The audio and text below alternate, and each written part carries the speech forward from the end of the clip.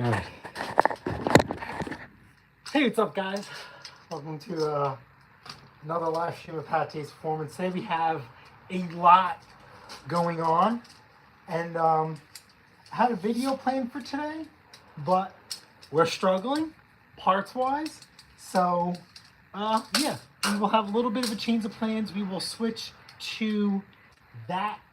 I just got to get you guys set up and a little bit reorganized, and we'll start that. Orientation is locked. Rotate device back. That's not going to happen. So, yeah, we'll have you set up. I got to do some cleaning and resetting.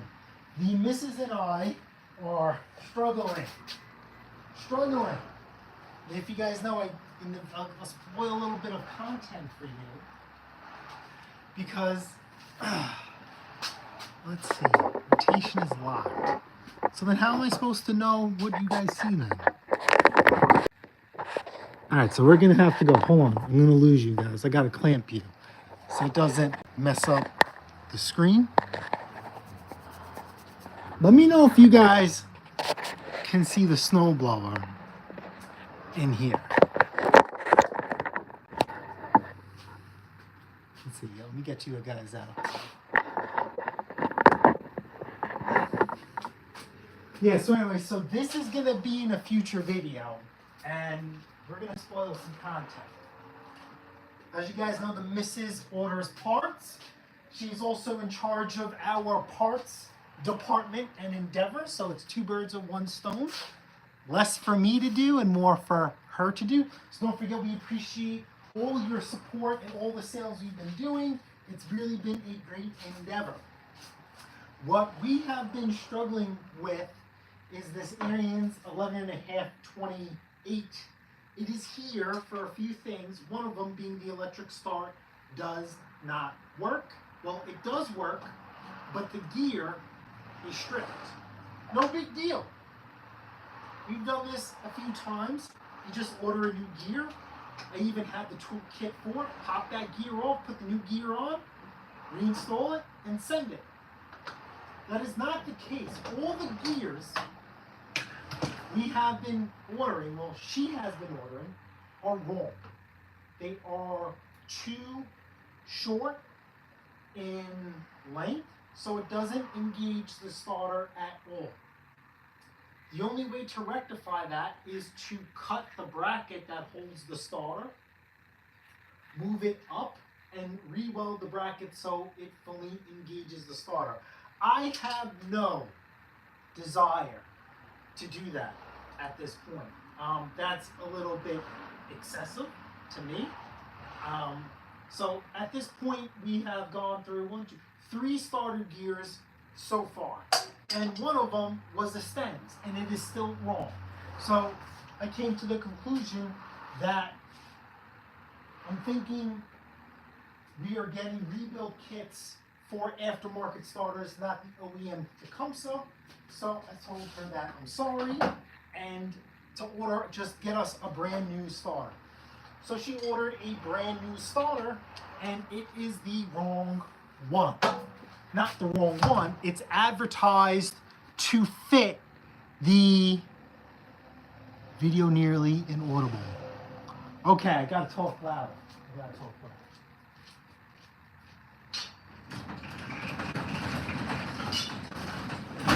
All right, let me scream. Can you hear me? Can you hear me? Mic check, mic check. What's going on, guys? How are you? So, let's go back to this snowblower. It is an Arens 11.5/28. It's here for a few repairs. This is actually a video on this. I was gonna plan on shooting the end of it, and we can't. So this is my little improvisation of this starter in this video, and I will say it again. The missus is in charge of our parts department, which when you guys place orders, she's the one who packages, ships, and writes you those lovely little messages. We are forever grateful for your support. We've been doing fantastic thanks to you guys.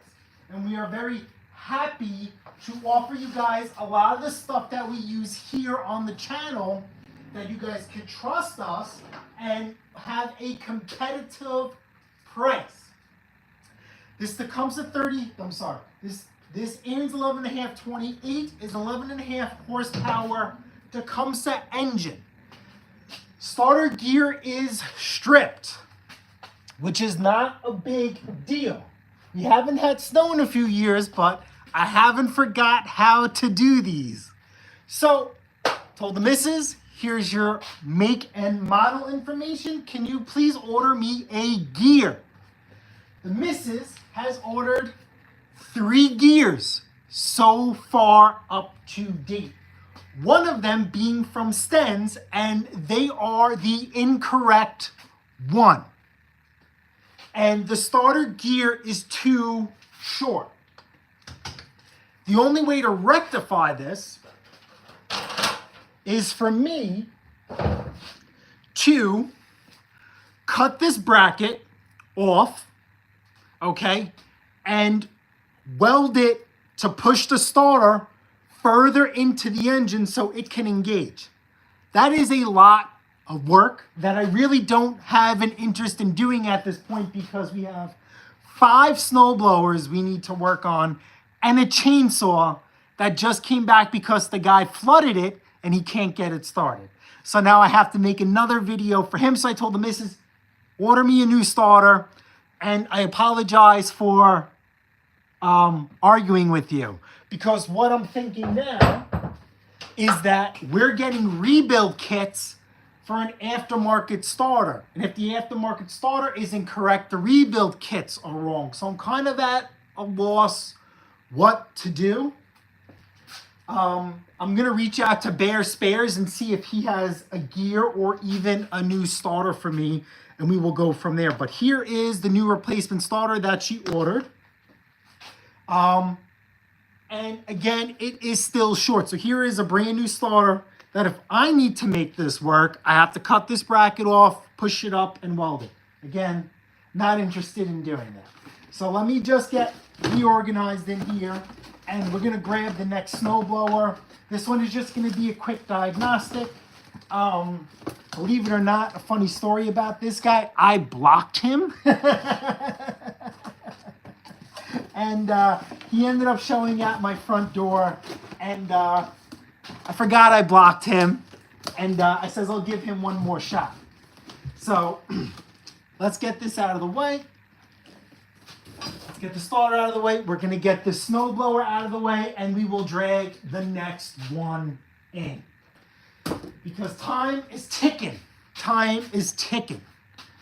Hester Jason got a love. Yeah, so I'm not saying I'm rusty, but we haven't had snow in a few years. So snowblower repairs really haven't been, they just haven't happened. No snow, no repairs. And one of the reasons why I blocked this guy who's next snowblower I'm going to bring in is, you guys can guess why I blocked him. And let me go grab this snowblower for a quick diagnostic.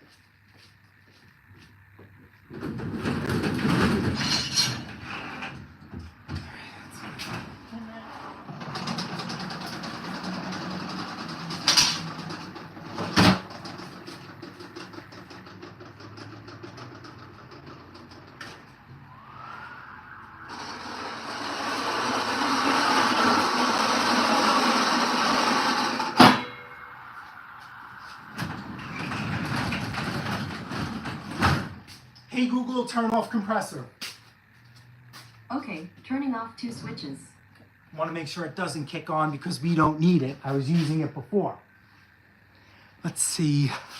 So the reason why I blocked this guy, I sold this snowblower to him maybe 8-9 years ago, and I've only seen it once after the fact.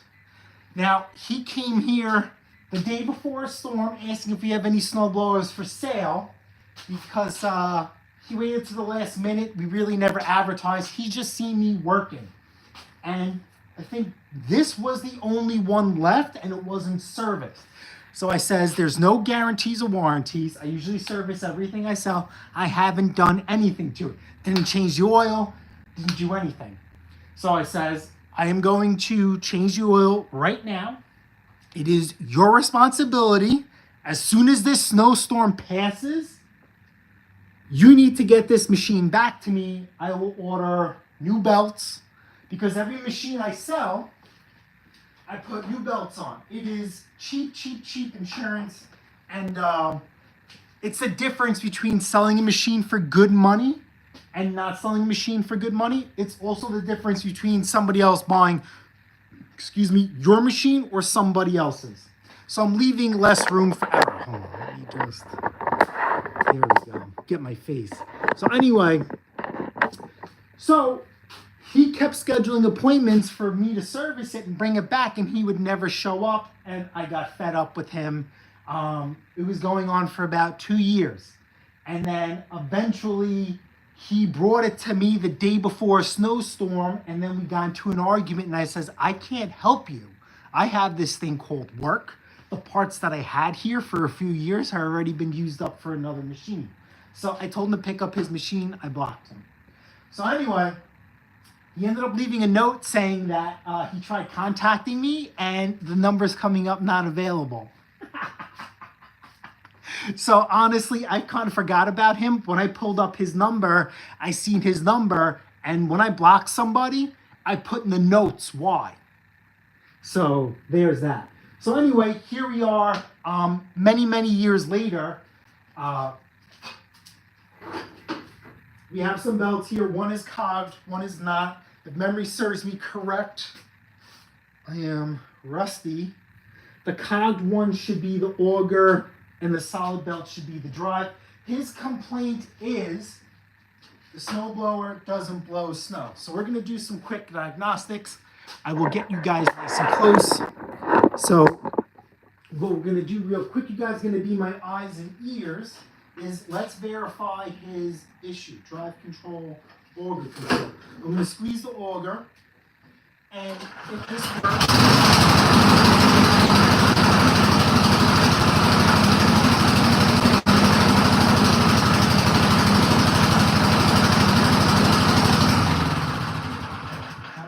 to happen. So anyway, what I was supposed to do is you can diagnose this machine without starting it. You can hold the lever down, make sure it's in the start position, and pull it. And I can tell, I can feel the blade and the belt are not engaging anything. So I'm just checking to make sure all the shear pins are in stock. And they are. This has a lot of play, which is really not too terrible of a big deal. This is an MTD machine.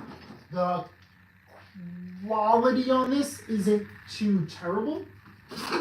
Now don't forget, MTD doesn't have grease fittings on their augers. So what they do have is they have bushings.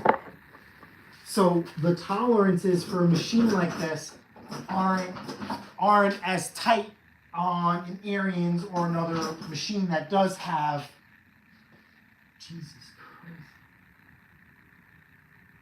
that doesn't have grease fittings. This machine also has an impeller kit, and as you guys could see, he doesn't take any advice or doesn't listen. When you have an impeller kit, you are supposed to lube up your machine before you use it. This impeller kit is completely worn down because he does not, stick my fingers in there, he does not lube his machine. So again, here we go. So let's put this back on the ground. We're gonna pop off this belt cover for investigative purposes and make a decision to see if it needs a belt or he has some other issues. So let's see what we got here. I'm kind of working at the same time with you guys. All right, so let me go grab some tools. Should be 10 millimeter or 3/8. And we'll get this going. So yes, I know some of you guys know today is my birthday. Happy birthday to me. I think I'm either 39 or 38. I don't think I'm the big 4-0 just yet. If it was the big 4-0, the missus would make a really, really big deal about it. That is not the case. Even though the missus does make a big deal about everything, you know, I'm just different. You know, it's just, I don't know. Birthdays are just another day to me. I know. So anyway, let's get this going. I think I left my my ratchet is still in the car. I had to do a mobile job the other day, and I didn't clean out my tools. So we'll pop this 10mm off. We're gonna go El Manuel, which is really not a big deal.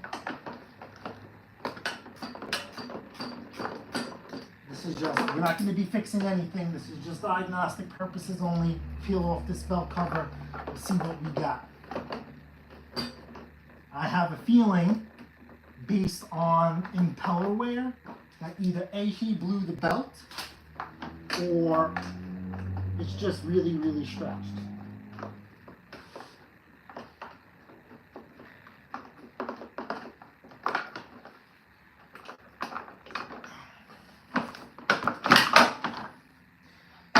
Yeah, here's your belt.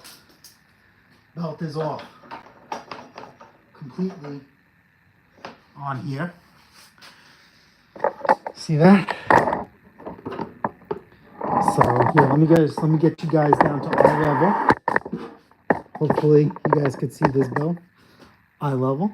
All right, so just because the belt popped off necessarily, yeah, all right, so he has some damage to it. I would say let's put this belt on and give it a go, but he's got some damage right here. So this belt is shot. And my memory is good. Cog belts are for the auger, and the solid belt is for the drive. Just my personal preference. And my preference only.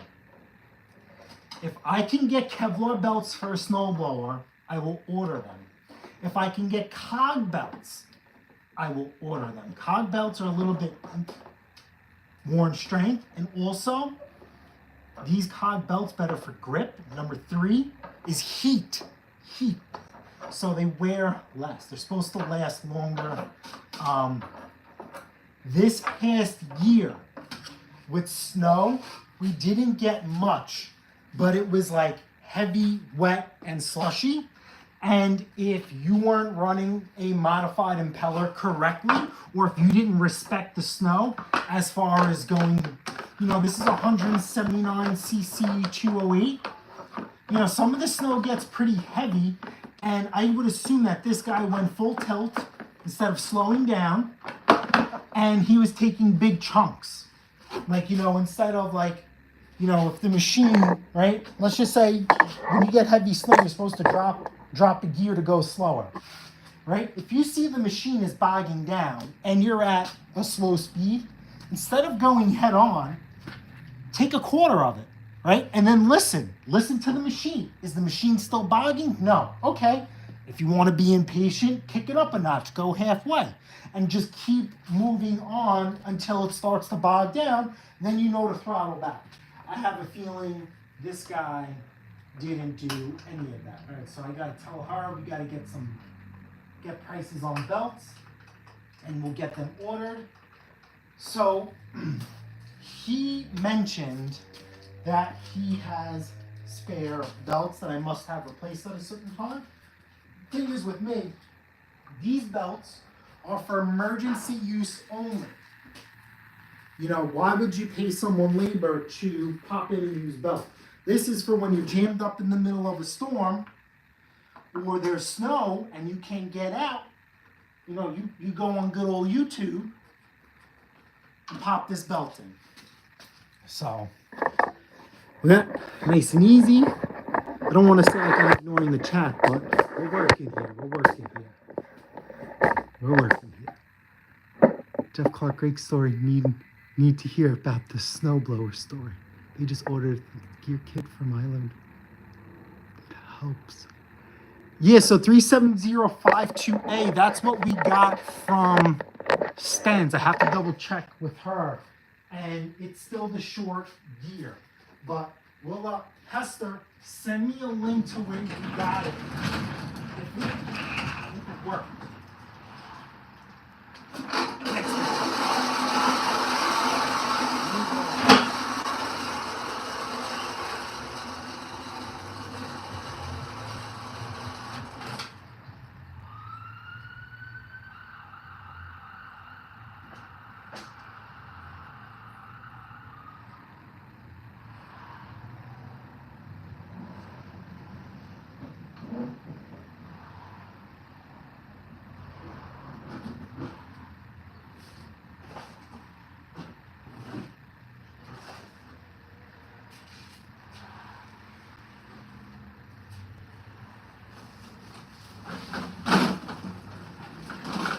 Next up is a leaf back. Let me go grab a jack stand.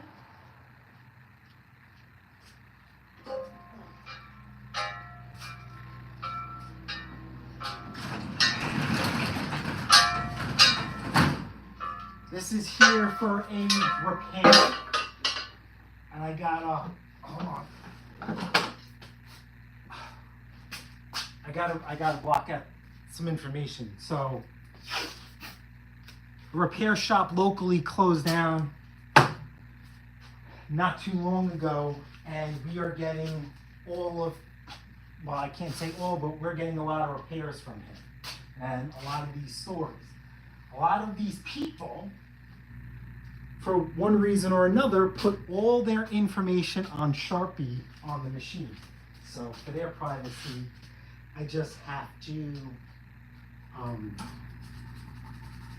cover it so you guys don't get that. I don't tell people to do that. I just don't. We're pretty efficient. We only take in so many machines, so we don't end up like that. We hear stories where this guy was keeping machines for like a month or so, and then there were people saying that they were getting machines back and it wasn't even theirs, or there were parts from their machine that were swapped to somebody else's. Yeah, it's a mess. This machine doesn't start or run. They put a new spark plug in it. So they're one of those people. Let's pop off the air filter cover real quick and give that a gander. I don't remember if they tuned it up or not themselves, or they tried to do something, but we'll pop off this air filter real quick. And I gotta check oil. I forgot to check oil.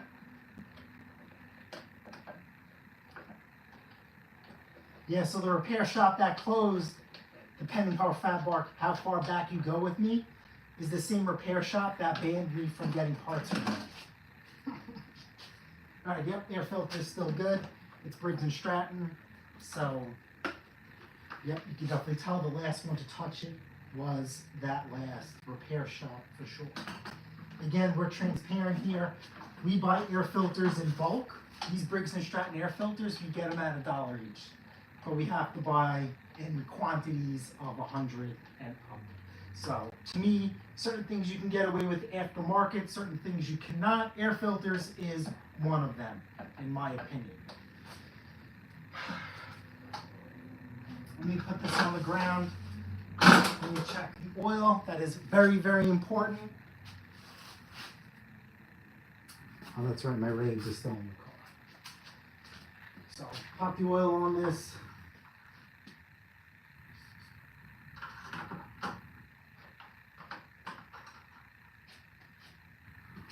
Oil is still new and good.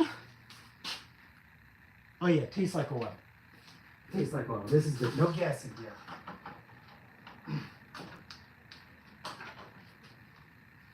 Gas is fresh. Now here's another thing that alarms me is, let's see. Oh, I just broke this. Hold on. Let me put this back.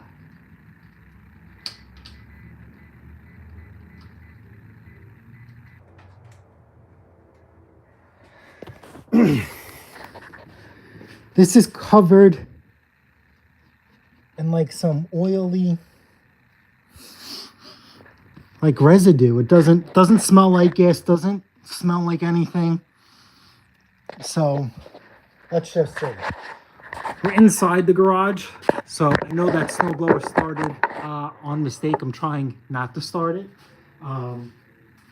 As you guys can tell, we did a little bit of renovating in the garage. We do have a vent inside the garage, but I want to get a different setup. I'm not sure what I want to do as far as if we're going to do like an exhaust fan or one of those Bluetooth attic fans that we did in the summer in the main house. I have to just look. So we're not going to run it. We're going to just test for compression really, really quick. And testing with compression is just give it a good call. Yeah, this thing has compression. I can tell this thing has compression. So let's get this up. Give this a quick little carb clean. Yeah, so today is Tuesday. I don't want to go this route, but today is a pretty important day for us Americans, and I'll keep it at that. And to just make sure, just go out and vote. That's it. Nothing else. Keep it at that. And respect and love one another, regardless of their beliefs. Excuse me. I don't know what happened these past few years. I remember growing up, we could have a conversation about politics and people not hate each other. And that is not the case for the latter. But yeah, I'll keep it just like that. And to just vote, please. I'm not telling you who to vote for. It's your personal business, and I'm not going to tell you to do that. But just go out and vote. And if you have friends and family or loved ones, or even just a complete stranger that has a different view from you, there's no need to be any animosity or bad blood between you because of that. All right, so we're just going to try and do a quick and dirty here. This thing does have some gas, so I'm trying not to spill some while I'm here.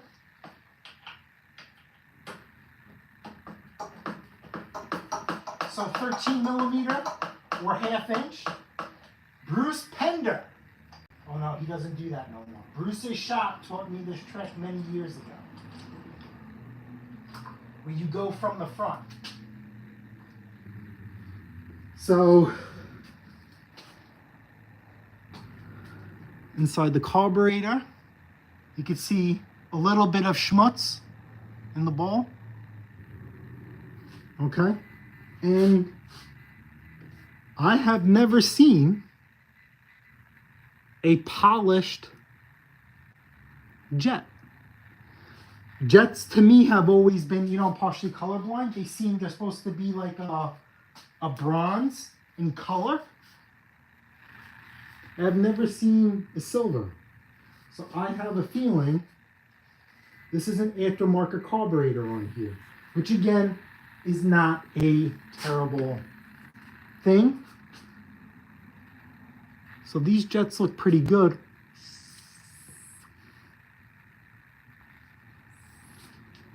We will get our torch tip cleaners.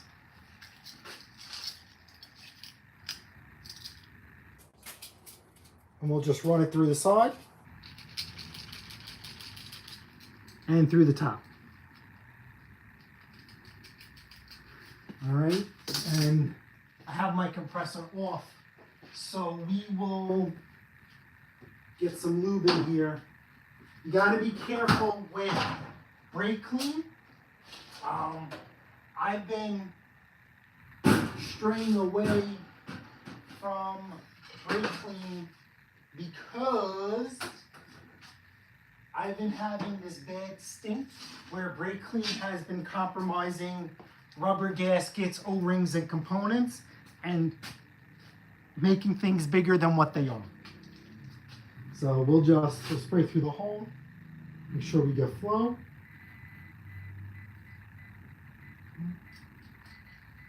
Yep, that's flows. and through here. Yep, we're flowing. So, I'm not going to take the camera out there, but now we're just going to go right up the keister for this carburetor here. Surprisingly, it's pretty clean inside.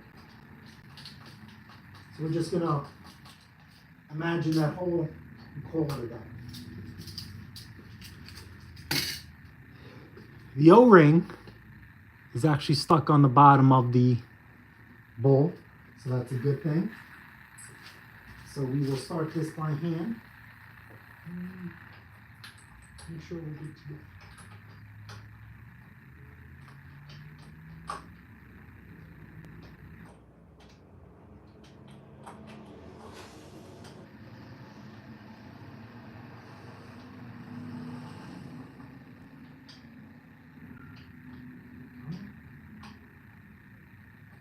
Alrighty. So this is by hand. One of the snow blowers that I have to look at is here just for a tune-up. But that I won't do on camera. That'll just do on my own. This is here just for repair. I'm gonna be honest with you. I'm just probably gonna bill them for carb cleaner, carb service. Something like this doesn't get used much or often. But clean this up really quick. I'm gonna change the oil, and that's as more of like a courtesy. You know, oil doesn't cost a lot, but just because the oil is a season old or more, most likely is no good. All right, so stop, and the choke isn't labeled. It's actually broke. All right, so let's see.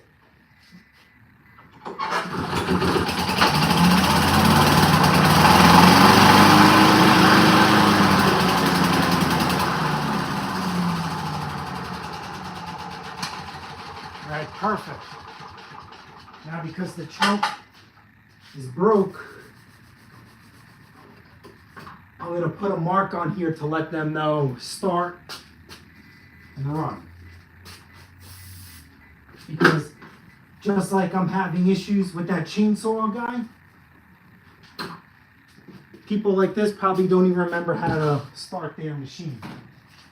So we'll do start here, simple, and then run is here. Simple as that. And this is already labeled, but to play it safe, we'll do it again. One, and then we will do off. Now I just want to take a quick peek. These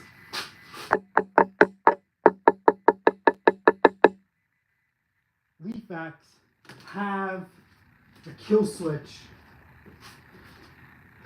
on the bag. So that's actually been unplugged. And honestly, I'm just going to leave it. I'm not going to touch it. This is supposed to go, there's supposed to be a plug here. So basically, if you don't have the bag engaged, or they actually make an attachment, it's like a J-hook. And instead of putting leaves into the bag, it'll send the leaves, it's almost like a leaf blower, and it'll blow the leaves to the side. So that's unplugged. We'll keep it that way. To me, honestly, I know it's there for a reason. It's not a terrible thing. That's the way I got it. That's the way it's going to go back out. Let me go put this one out, and then we have literally a brand new snowblower that the engine is locked up. So now we have to go into the project file for this one. So just give me a minute. Let me know if my audio is still good.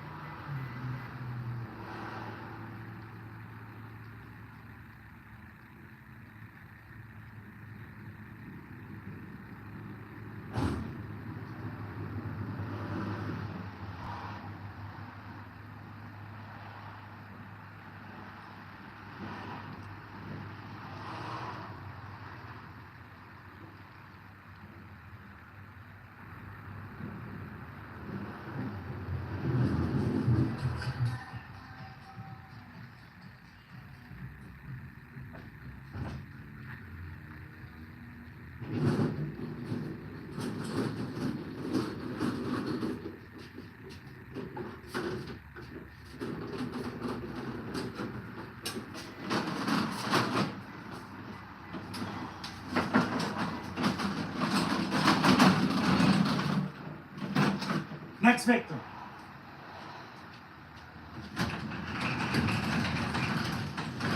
Beautiful, gorgeous Toro 721E. This is not a cheap machine. I think this is like $800 now, give or take a little bit. Spending a birthday in the garage, a man after my own heart, of course. Just sent you the link on Facebook Messenger. Really appreciate that, Hester. Thank you. Toro Power Clear 721E. This is 212cc, 21 inch with an electric start. Spoke to this guy over the phone. He seemed to be educated. I'm going to use that term very loosely. And I told him what not to do, and he did it anyway. So, brand new Toro snowblower 721E. The engine is locked up. Now, what he tried to do, and I told him do not do it, is use the electric start, and apparently he did. Now, the older Toros, single stages, have a plastic electric start. It's been a couple of years, but the last time I remember, those things are a lot of money. We're talking well over $100. Why does my memory have me at like 150 plus? Now, with the way things have been going these past few years, I would not be surprised if those starters, if they're even available, are 200 and up. These newer starters, I could imagine, are a little bit cheaper because these motors are actually used on two-stage snowblowers. These are, I think this should be the Chanda copycat. So parts should be readily available. Yes. But the other thing is though, let's just say he stripped the starter gear. Those starters are not serviceable. They are not rebuildable. There's an actual cone over them. There's nothing you could do except throw it in the garbage and get a new one. That's the way society is leaning towards. There is no, there's just no availability. There is no, you can't work with anything. So this thing is locked up. So what I'm going to do, something simple for me, is without taking this machine apart, is we're gonna pop out the oil dipstick and see what comes out. What I am thinking, my educated guess, without taking you guys on a rigmarole, is probably got it started, woohoo, got a snowblower, and they set it and forget it. That old fuel gummed up the carburetor and the float hung open. Gas is just flowing through, and eventually it has nowhere to go except the nearest opening, which is into the crankcase, and that's why this is flooded. So let's see. No, that's out there.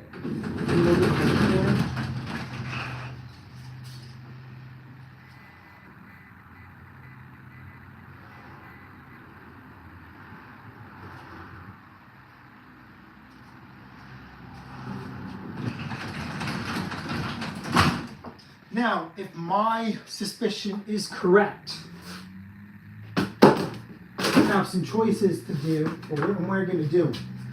These Honda-style carburetors really have no O-ring on them, so when they start to leak fuel like that, there's nothing you could do except rebuild them. There are certain people that have taken like polish on a Q-tip and try and polish and save the carburetor. For me, I'd rather just get a new one. I don't want to see this thing back. So here, let's get you guys nice and close, and we're gonna drop this dipstick and we can all look at this thing at the same time. We put in tons of light here. We're still figuring out the lighting situation. That's why these como se llamas are hanging. Once we figure out the lighting situation, I'll drill holes in the beams and run the wires through so they're kind of tucked. yeah, I'm still trying to figure out the layout of this garage, but as you guys can see, we added outlets all over. Electricity is not a problem here anymore, but apparently light is. I thought we had enough. My wife, who is very, very smart, I had this garage space laid out differently, and when she introduced her idea, it's actually better. So now the work that we originally did that I planned on just needs some tweaking. So here we are. Let's take a look at this right here.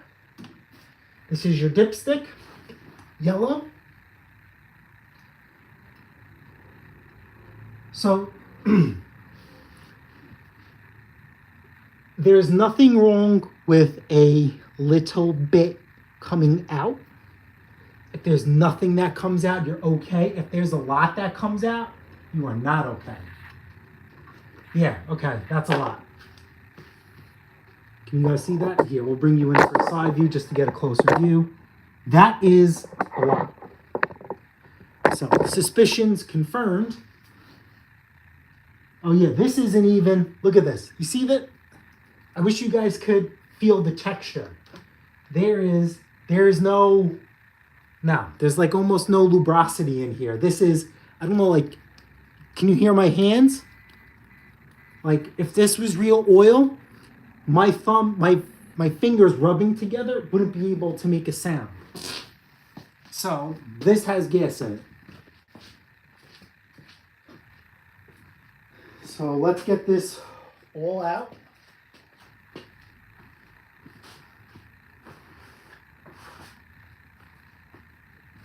So obviously this is going to be a repair and a service.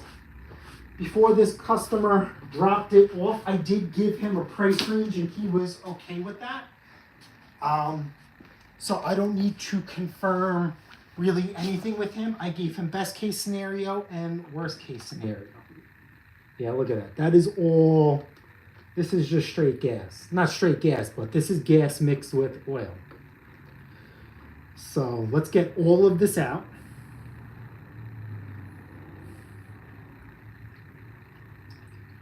Yeah, look at that. Look how this oil is flowing out. I mean, this is a cold engine. It should not be flowing out like this.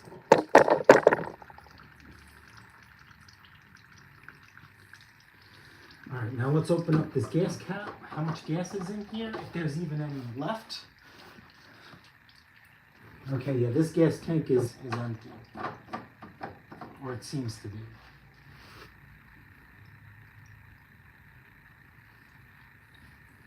All right, that should be enough. So in a situation like this,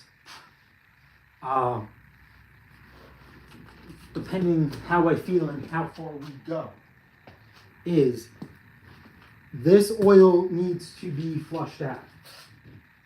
Right? We're not just going to repair this, put fresh oil in it, and send it. No. We are going to make a repair. And if the repair does not include a carb replacement, what I'm going to do is clean the carb and put cheap oil, okay? Run it, make sure everything is okay, and let it sit for 24 to 48 hours.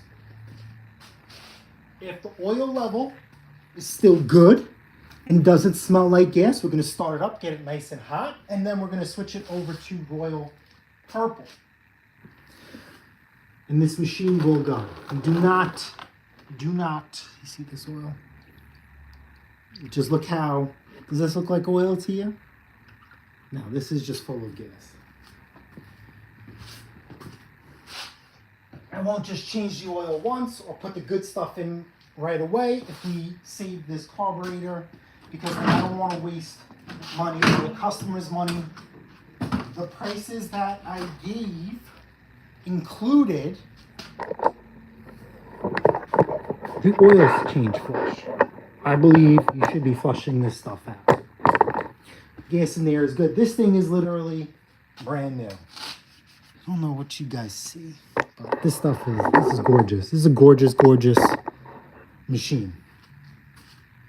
All right, so let's get a 10 millimeter out, and we'll pop off this carburetor real quick. We'll give it a look.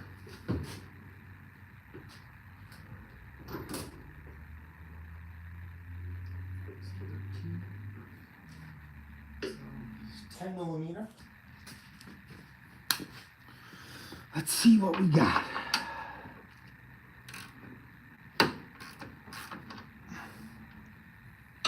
Man, this thing looks so right in here.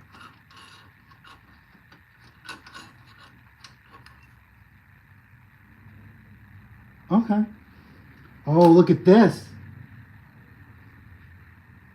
That's why. That's not good. Somebody was in here. Somebody was in here.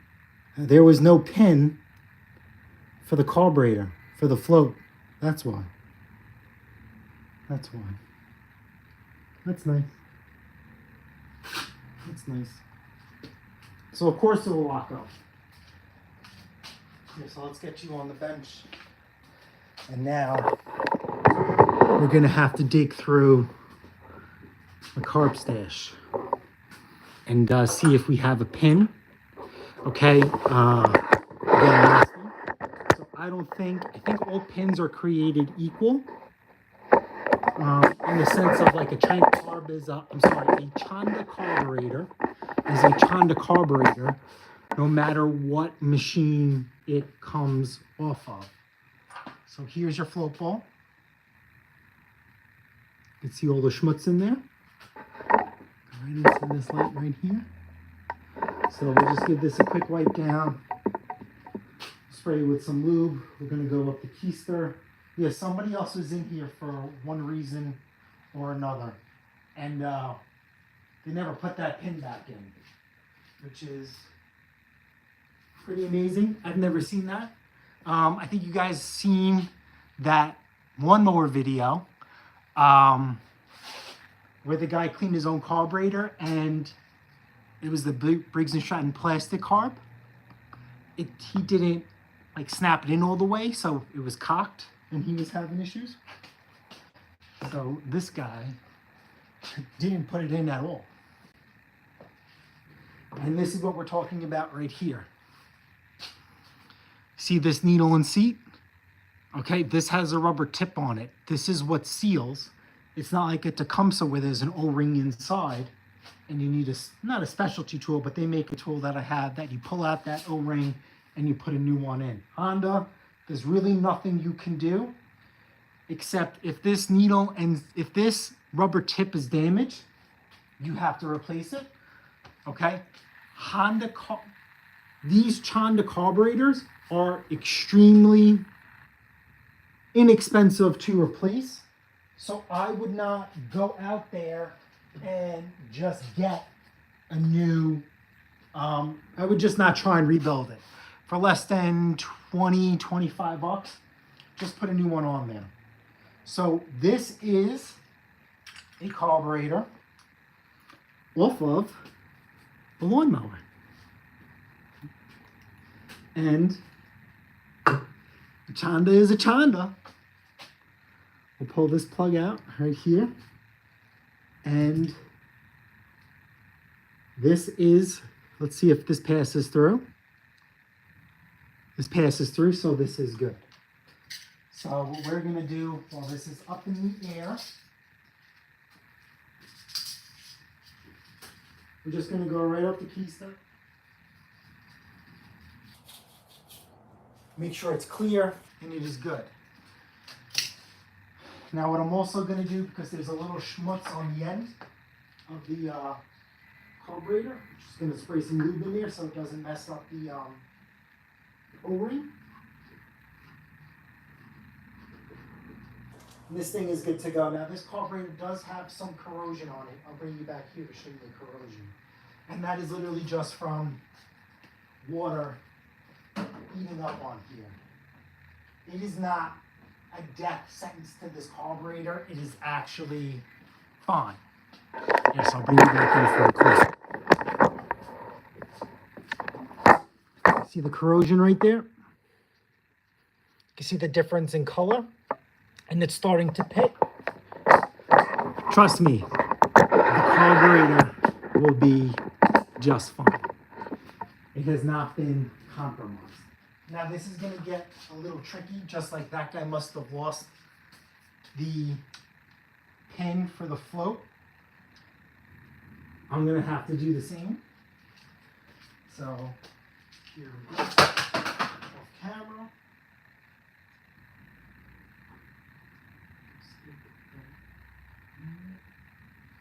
We just give this a squeeze.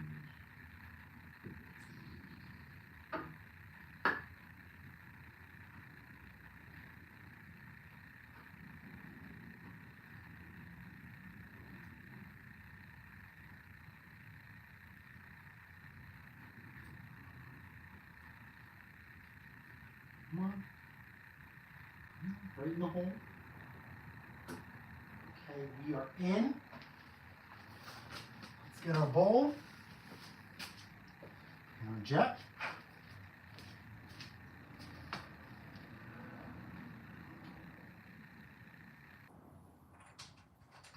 We'll stick this in.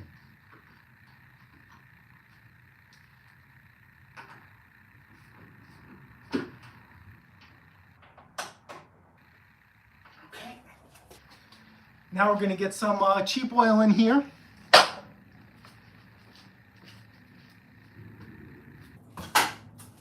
These, how many ounces do you think? 20? Hey Google, how much oil for a 212cc engine? Sorry, I don't understand. But I found something similar. Do you want to know how much oil does 212cc take? Yes. Sorry, I didn't understand. I said yes. What part of yes don't you understand? I think it's 20. Technology. So, here we go. We'll get our trusty little cup that's a little dirty, which is not a big deal. Throw some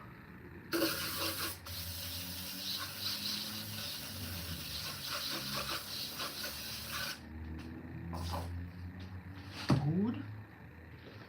Give that a quick wipe. Again, don't freak out. This is break-in oil. This is not the good stuff. This is Walmart Super Tech 15W40, which I promise you will just be fine.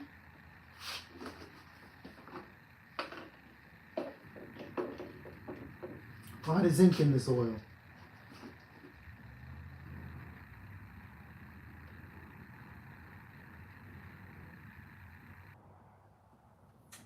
Ounces.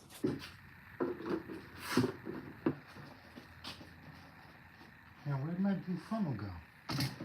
Because that should be in here.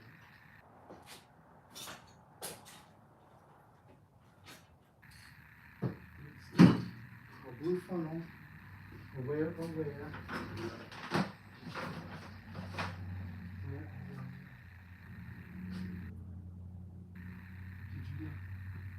Where'd my orange funnel go?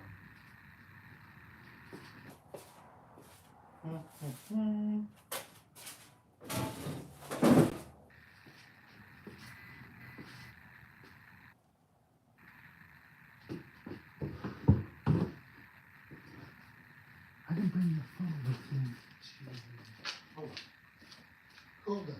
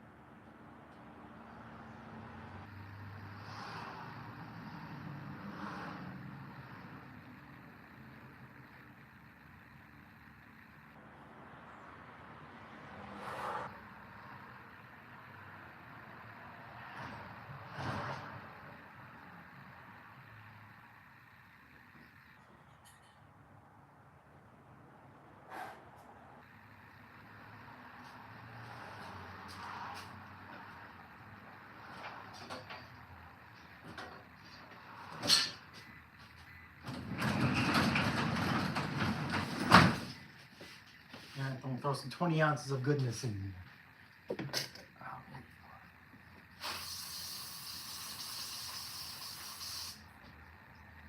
So obviously while we were renovating, we didn't completely empty out the garage.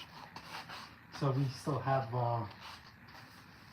spackle dust and popping up in places that you would never imagine. That stuff gets everywhere. All right, so 20 ounces of this goodness. So what I like to do with Hondas is honestly put the 20 ounces in, and when you check your dipstick on a Honda or a Honda, you see how it's level right here? You don't thread it in, you just stick it in. So a good thing or a good practice to do, or what I do, you know, waste doesn't matter to me within reason, is, you know, I'll fill it up and then seal it like this, and then we will cap it.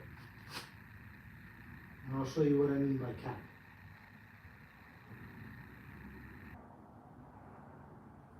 Gotta go nice and slow. Spill oil all over the place because I don't have the correct funnel. Can't find my freaking blue funnel because we were working.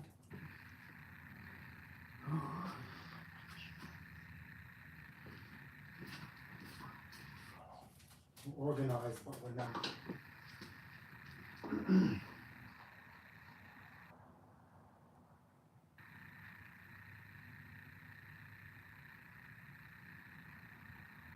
Trying to keep these floors nice and clean, you know.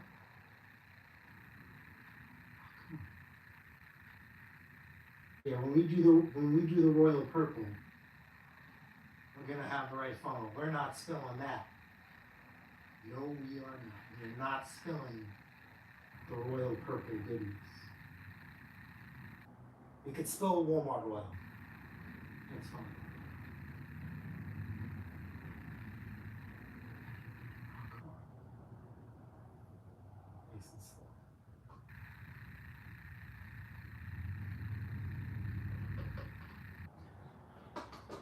slow. All right, so put the cap on here. So we're gonna cap it.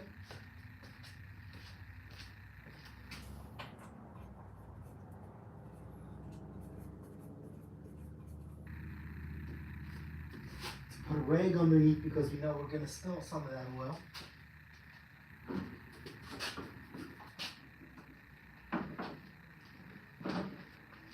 Okay, make sure the key is off. Take the key out. And we're just going to give this a couple of dry pulls.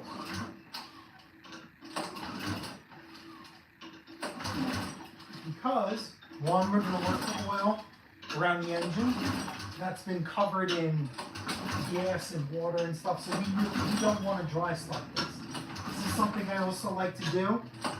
You know, if you pull your snowblower or your machine out of storage for the season, just don't try and start it off the rip. Absolutely not. Well, you can. I believe that you may be doing some damage to the motor prior to that, possibly, but just get that oil flicker, flicking the oil around all these components.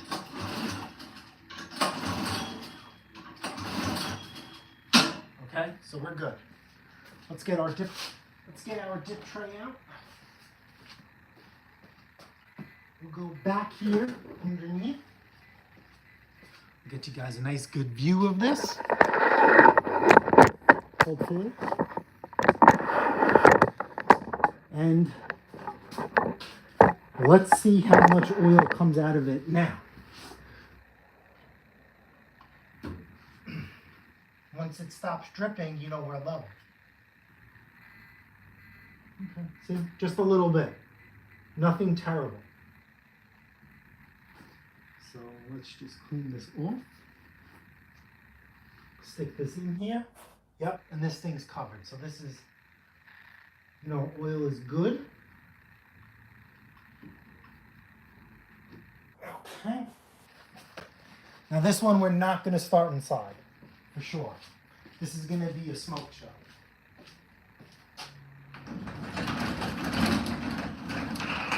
get you guys out here. Put some gas in this thing and fire away. Now the question is, did he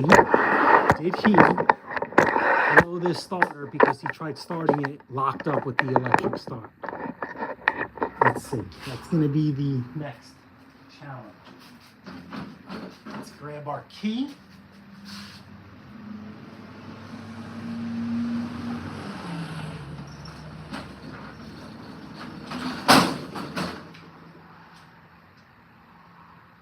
Yes.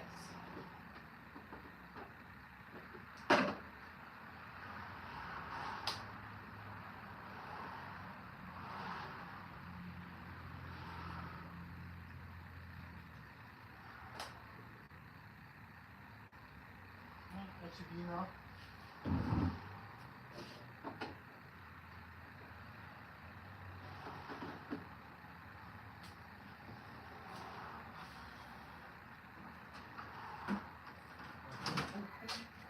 We're going to go for this right off the wrench. Did he strip this? Okay, key on.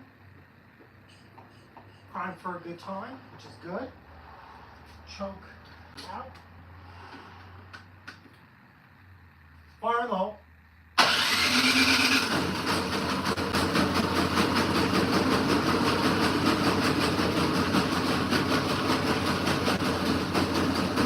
She's a runner and a smoker.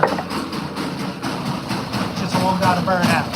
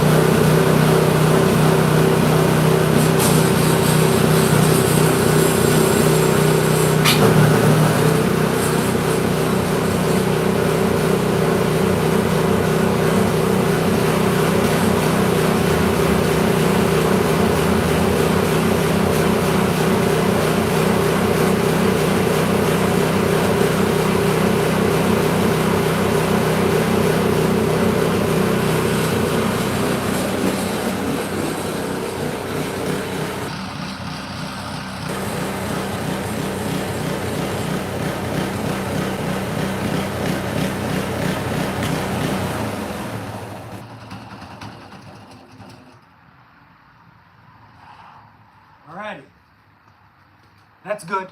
So what we're gonna do now for that is, I don't want to have this thing running forever, not also on camera.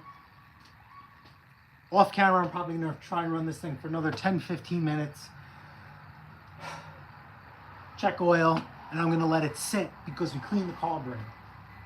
I'm gonna let it sit for 24 to 48 hours, okay? Gonna check that dipstick. If that's overfilled like when we first got the machine, then we know that that needle and seat isn't holding up, and we're just gonna get a new carburetor installed on there, some fresh royal purple in that thing, and back it goes.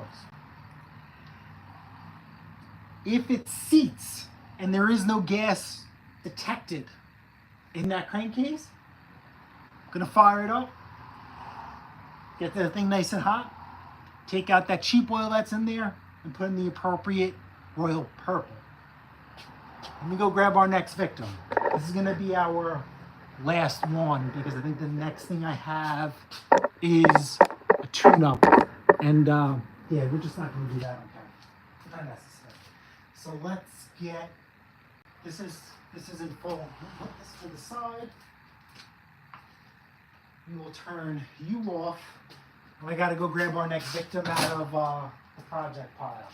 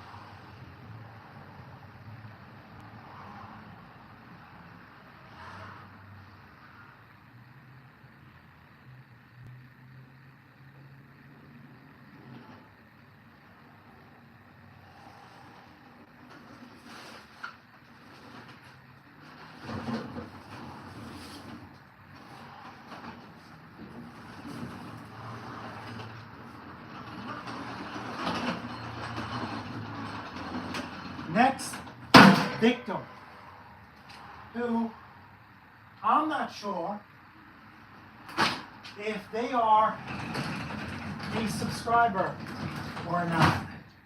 So I need to be a little careful. A little careful. He's also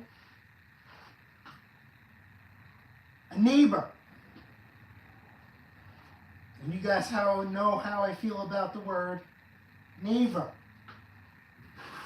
I actually see this guy fairly often because if I'm working outside, he does his exercise past the house.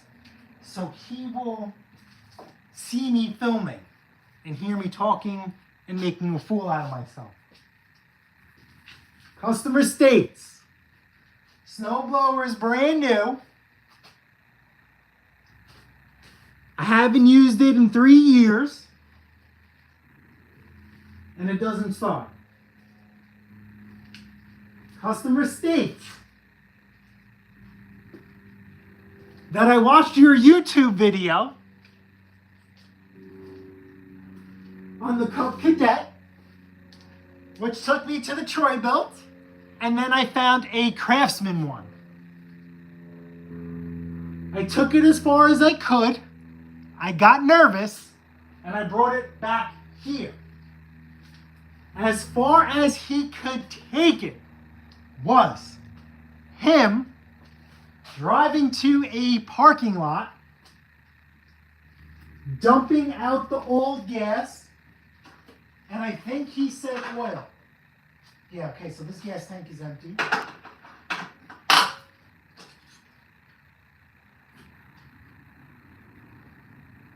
Oh, this smells like gas too.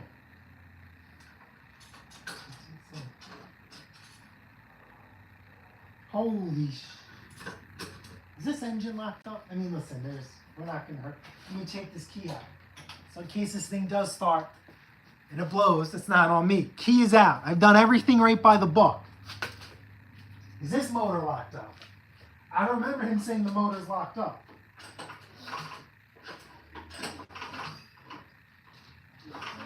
Yeah, motor is not locked up. Alrighty, so let's give you guys a spin, and I will show you the oil on this one too. And that's the things I do for you guys, so you guys can get a better angle. You know what I'm thinking now, which I never thought I would need, but just for you guys, freaking lights on the side of the wall that come down. I mean, look. We have 1, 2, 3, 4, 5, 6, 7, 8 lights in this little tiny spot, and it's still not enough. The Lord said, let there be light, and apparently not here.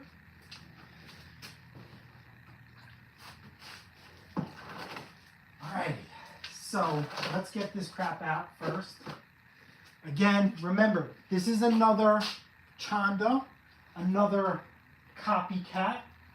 So basically, this is going to be the same as the Toro. See that? Fun fact, if you didn't know, they're all the same but different. Just because it says Craftsman or Toro on it doesn't mean they're different machines. They share a lot of components. 10 millimeter, crack it.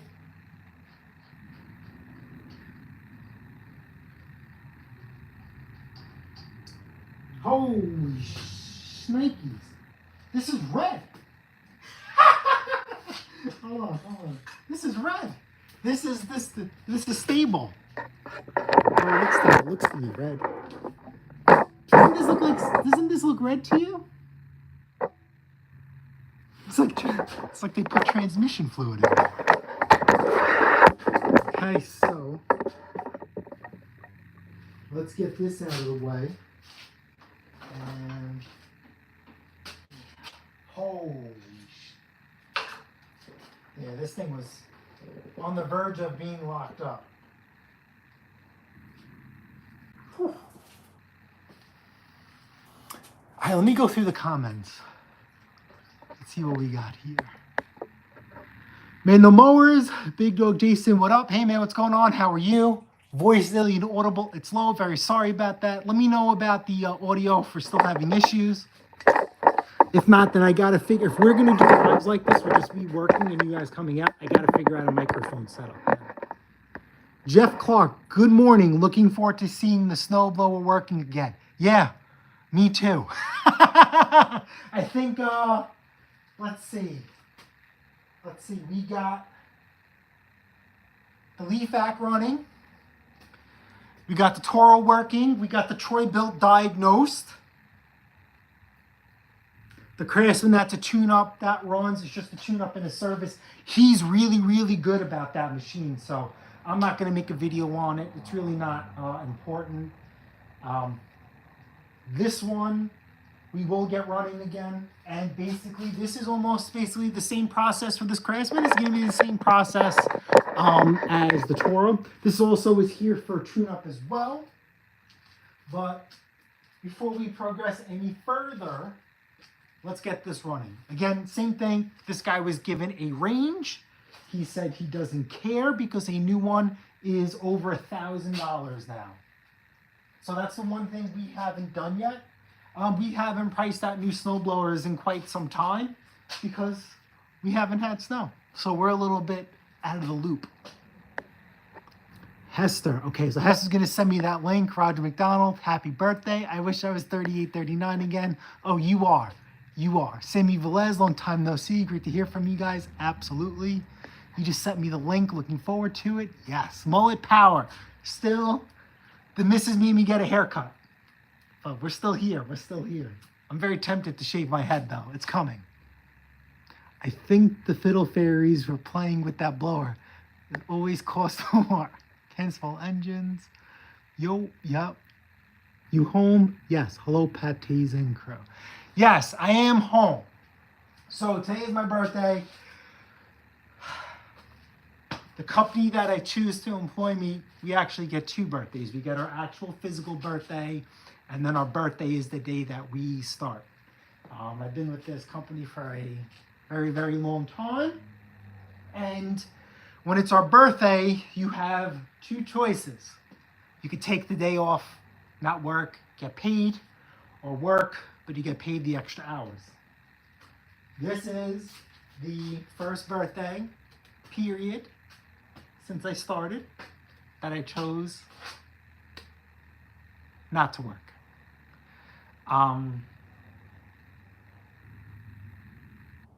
Yeah, I just chose not to work.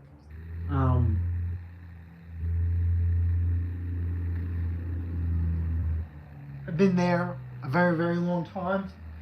And I guess with my birthday, I'm not the young guy no more.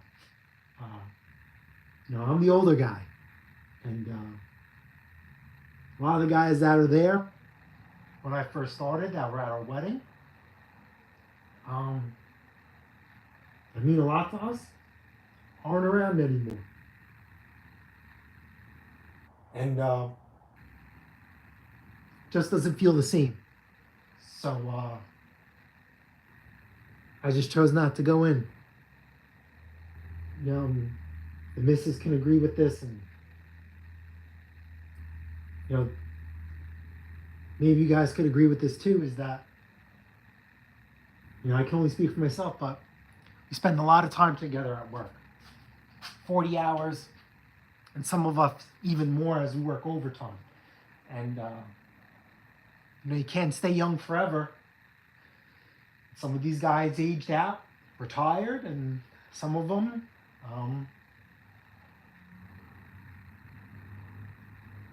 their journey ended a lot earlier than what it should be for one way or another. And yeah, so it just doesn't feel like home. And the guys that are there to replace them don't feel like family. So I just chose not to go in. Having celebrating with them hits differently when you're not celebrating with them, if that makes sense. And yeah, and actually one of the guys, this is his toolbox. He actually has the matching box to one of my boxes, and when his time was up, I was able to obtain it from the estate. So anyway, so back to that. Yeah. So here we are back to this snowblower. Oh man. Oh.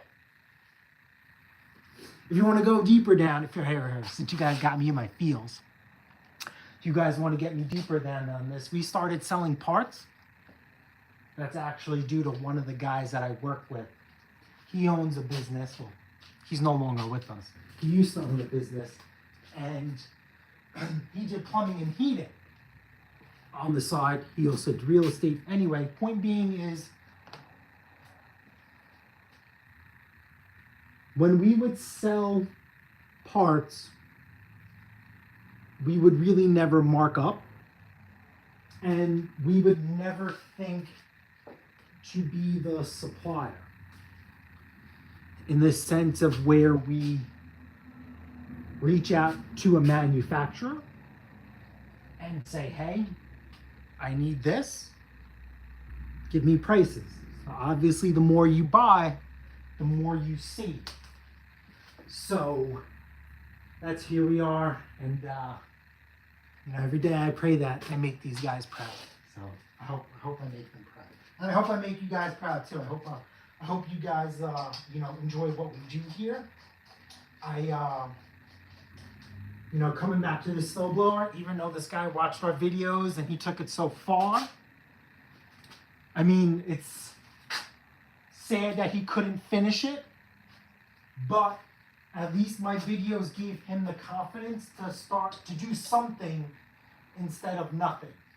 And worst case scenario, how about this? Best case scenario is, even though he couldn't fix his machine, he at least has the idea of how to drain gas and oil. So that could either be partially a tune-up and winterizing the machine. He knows where the drain is on the carburetor, the whole nine. So before we get crazy into this, I don't want to forget that there is no oil in here. So we're just gonna top this off. This again, 20 ounces, same procedure as the Toro. We're gonna do 20 ounces of the cheap Walmart oil, okay? And then from there, once we get this machine running and it holds, we'll switch it over to the good stuff. We'll switch it over to Royal Purple.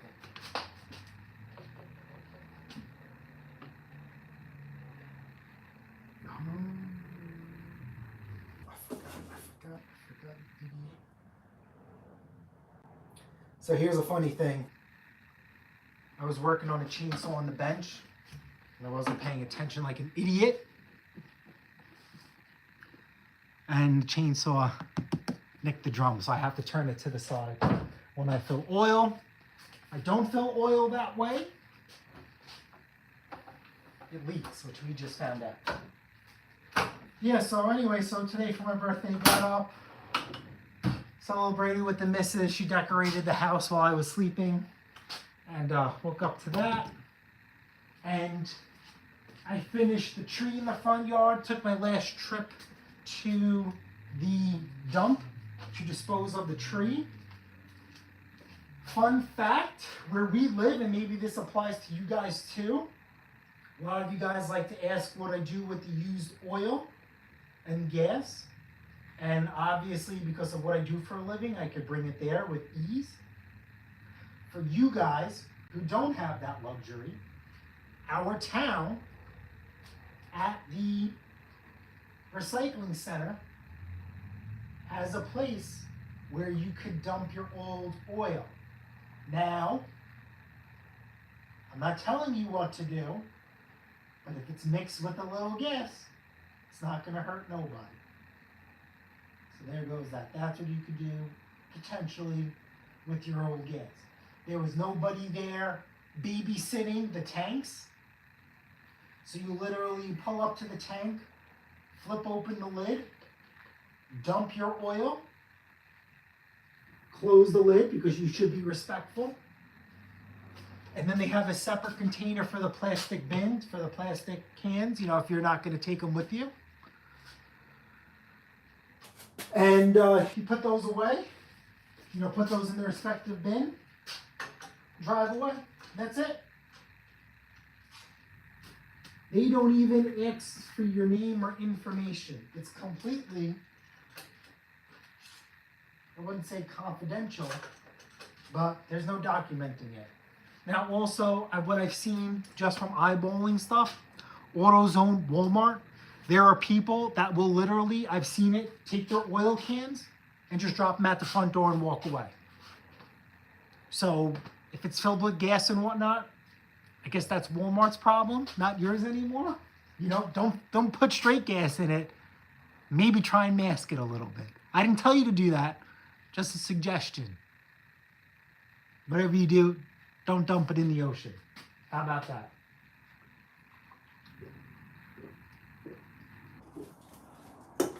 This snowblower, unfortunately, is a little tricky because it's completely encased. So again, we're going to try and do the quick and dirty method on this and see if it works, if it's easily accessible. And we'll go from there. So just because, let's give this thing a few pulls. And the key is out, so it's not going to start with the other one. Snowblower yoga. And we are up, forward. Oh, that was a pin. Shear pin fell out. It's missing the clip, so let's put this aside. And we'll get you guys nice and close to the carburetor. Alrighty, drop you down. Let's see, what do you guys see? You know what? I'm gonna pull this tire off for you guys. There it is. I think my impact is in the Honda. Let me go grab my impact real quick.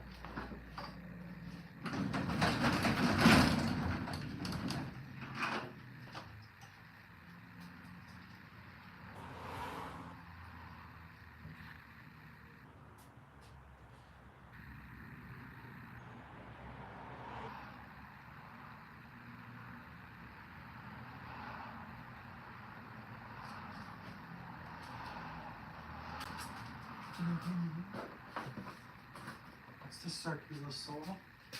Oh, here's an impact. The battery. Yes, I don't know if I'm gonna. I didn't make a video of me taking down the tree. I did like little snippets, and because I'm not a professional tree person, and I don't want my videos or my stupidity or ambition get somebody hurt. So, make a long story short, is it came to a point I cut a big part of the tree down, and I didn't want to cut it in pieces because it was really, this part of the trunk, it was really thick. So what I did do is I wrapped the chain around the trunk, and I screwed lag bolts into the tree to hold the chain to it because I'd watched way too many YouTube videos.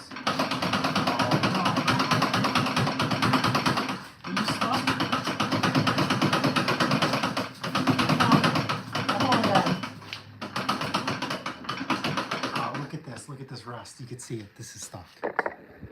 Can you see that rust? You can see the brown turds on it. So here, we're just gonna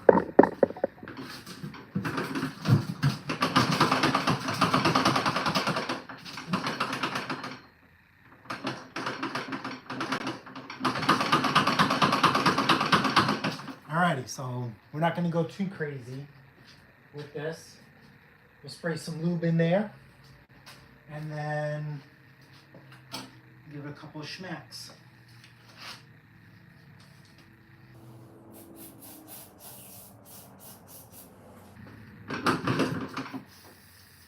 inside. You don't have to spray on the inside of the bushing because in reality that doesn't matter. This here. Okay, so now the next step is let's put that bolt back in there. Come on. Don't be a bone clock. Where'd that bolt go? I literally just had it in my hand. Right here. I'm going to take a hammer.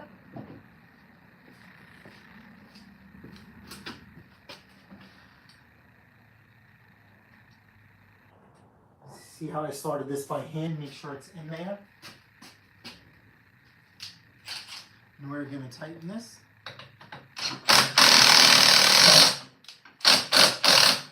Back it out just a little bit. So there's going to be a space here. A little bit of space. See how the washer has play? I'm going to put some tension. We know it has play. And give this a head.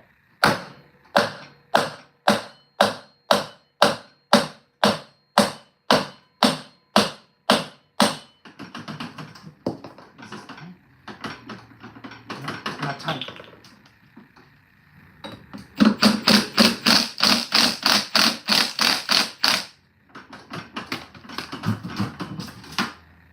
Okay. Give it a couple more smacks.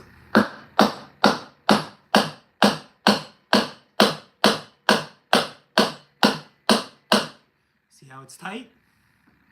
Let's back it out again. We're gradually backing out the bolt. And give it some taps. Putting tension on the rim. See how it's tight?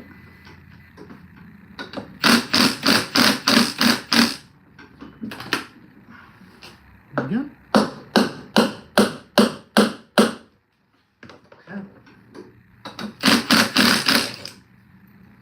Okay, we're good. Now you guys can see physically this rim has moved. So I'm not saying we're done, but now let's get our lube back again.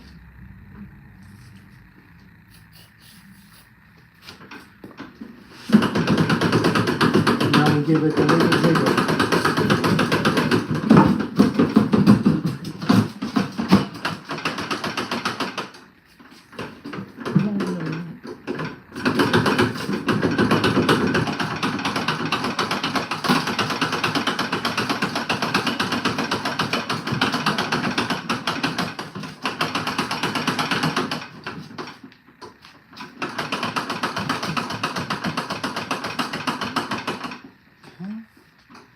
Now I should have a longer bolt in here somewhere. So when I do smack it, we don't want to damage the existing one. Yep, longer bolt. So we will thread this in.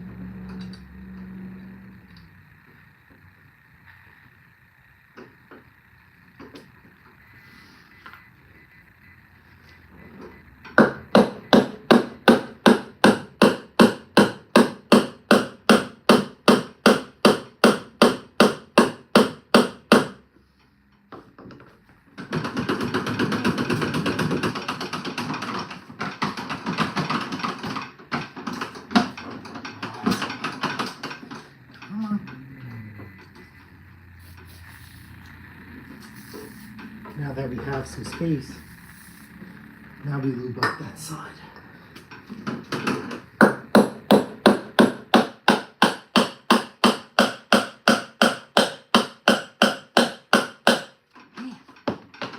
There we go.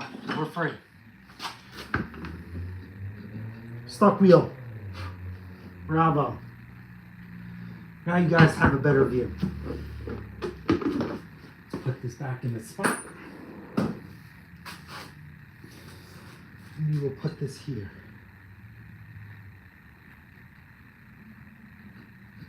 See how that's straight? So the reason why we do little by little, we tighten it all the way in, then we back it out with a little bit of slack, is this is a short bolt, or just any bolt is short. So two things, you don't want to put like 2 threads in there and you start smacking, because now you could strip the threads on the inside, or even worse, start bending this bolt. So you just want to do little by little and then switch it out to the longer bolt once you get to a certain point. All right, so let's just put this in here so we don't lose that. Okay.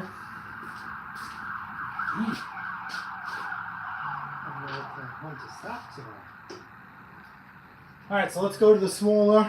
You can go right up the keister. This is the drain. This is the main jet. So let's see what we got. How bad is it inside here? O-ring is present.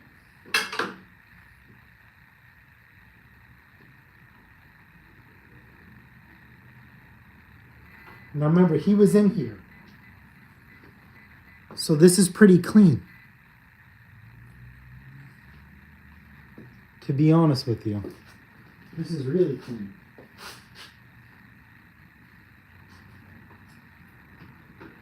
All right, let's get our torch tip cleaners.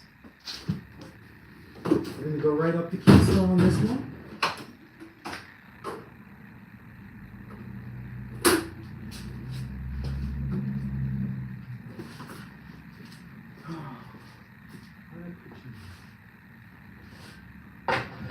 We'll do the same thing, right up the keister. But remember, this one was locked up, so I'm actually going to pull the float on this, and we'll give this a couple of springs. Right up the keister, this is good. This actually looks really good on the inside, to be honest with you. But again, this is a Honda style carburetor. So we're going to do a little bit of surgery. We're going to pull this float off. So we'll go right here, pull this pin.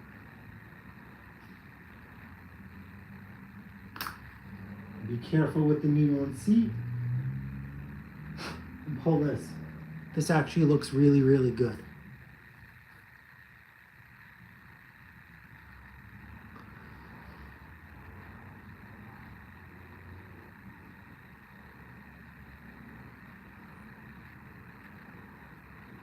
Actually, may not be good. Actually, and this is why we use the cheap stuff. Let me show you why I think it may not be good. So we'll just do a little bit of hole. I don't have my compressor on. I don't want to blow you guys out. But this thing is really clean on the inside. So let me see if my cell phone, I'm not using an expensive camera, can pick this up. Can you see this little ring? It's like 2 different colors. So it's almost like the needle is like press fit. So it may not be a good seal, but we will find out. So again, be careful, put this in there. You can just let it hang.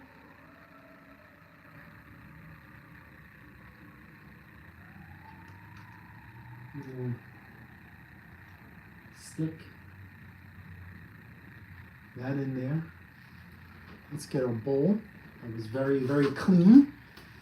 You did a good job. You did a good job cleaning this bowl. I just have a bad job of remembering what you told me.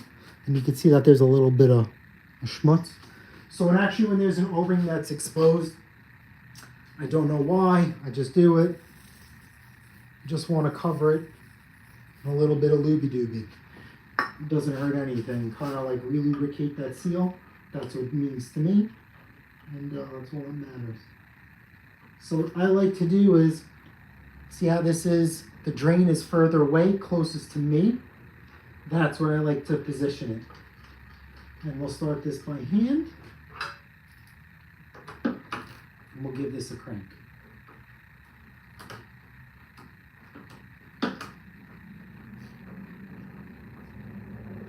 That's it. Nice and tight.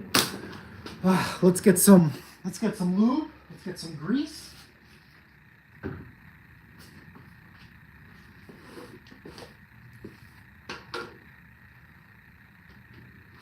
And we'll put it right here on the shaft. I know this means nothing because it has the spacer on there. Again, I have issues. I just need to do it.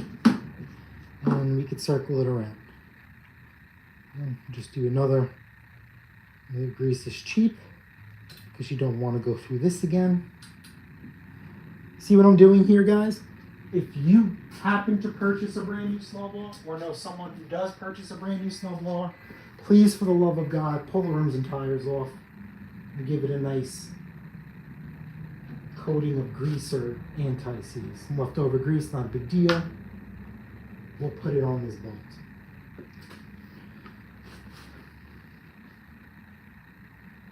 And then also, we like to clean machines here, so let's just get this out of the way.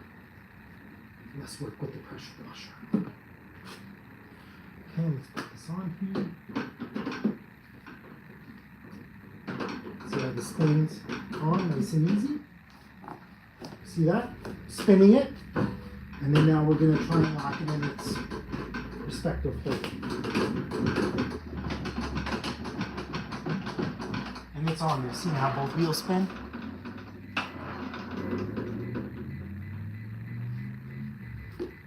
So now, let's just see. Now it comes right out.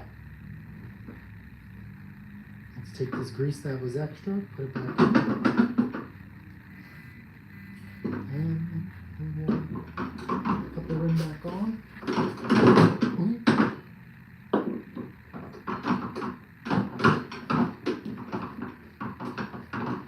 Now, if your shaft is really, really rusty, I don't want to make loud noises with you guys, but I would take my wire wheel and polish that shaft.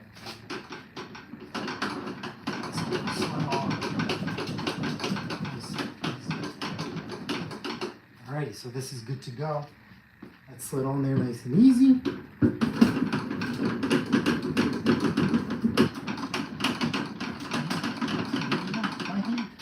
It's worked all the way in.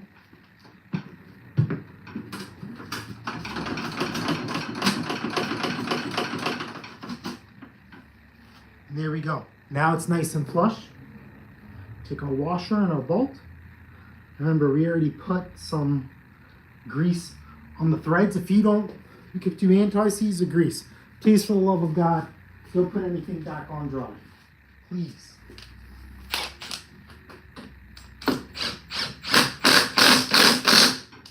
See that? Nice and tight. We didn't break the threads, we didn't damage anything. Now extracting that frozen rim. Now this is also here for a tune-up. While we're here, we might as well give it a little bit extra while it's up in this position. So we're just going to do a little bit of a QCI check. This is like a half-assed tune-up. I'm going to show you guys. Because really, this needs to come off too. And I don't want to bore you guys with the same thing twice.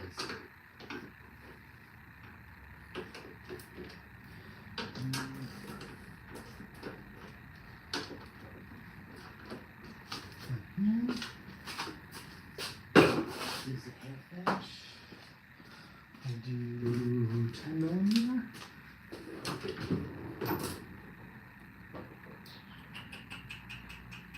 Wow. 10 millimeter. Alright, let's try my other socket drawer. If you don't have enough sockets, now you know. What is it? 10. Because I'm using my impact, I want to make sure I have the impact right here. Let's pull this cover off.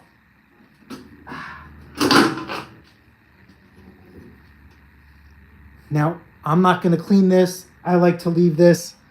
I believe this is like a layer of protection. So it's not going to rust out. What do we have here? This belt is cogged, looks fine. Yeah, the belts look good. This, you see how it's shiny? This has some glazing. So you could tell this is snowblower abuse. This guy likes to lay into his clutch. And basically what's happening is this thing is getting stuck in like an embankment or heavy wet snow. And instead of him like backing out and going back in, he's just doing like burnouts. And it got excessive heat. Not a terrible thing. Not a terrible thing, but just an observation. Don't do burnouts in your snowblower. If this snowblower was one of those Craftsman 522s with the plastic transmission, guarantee you he would have blown it. He would have stripped the gears on it. So that's fine. Again, some grease. This is Lucas Red and Tacky. Any grease will do. Don't go too crazy on this grease because you don't want it to get there. So as you see, I was just rubbing it. Let's take the friction disc and just work it back and forth through the gears. We'll take the extra grease that's been hanging down and we'll put it on this gear here. This is something I like to do. So the gear is not dry.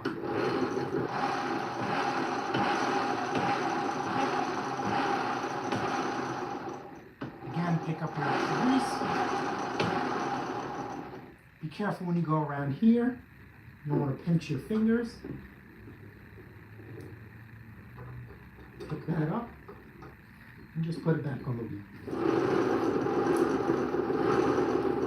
And let's just check to make sure this grips. Yep, this is good. All right, let's put the belly pan back on. What the heck is this? Snake? No, that's a rubber band. Why is there a rubber band?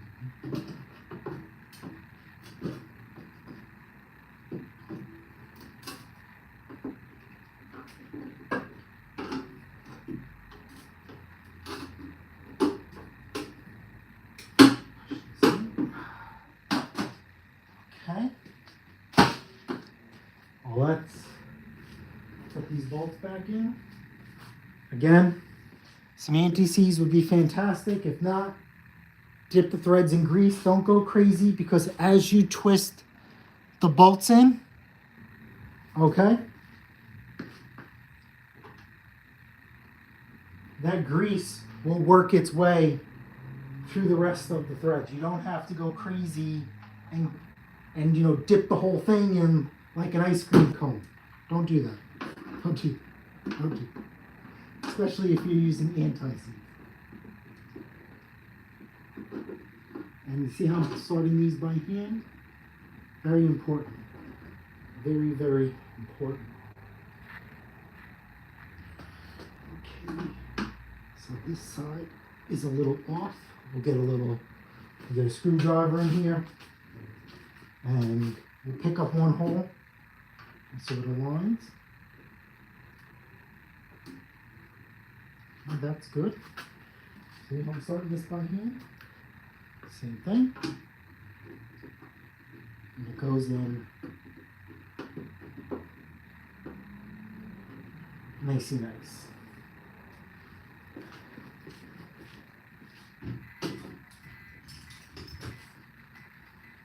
All right.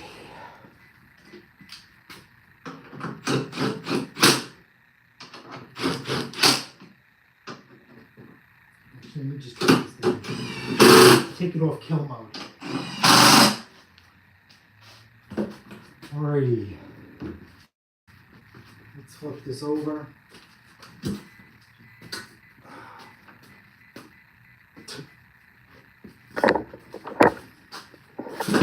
And we're going to try and start this too now.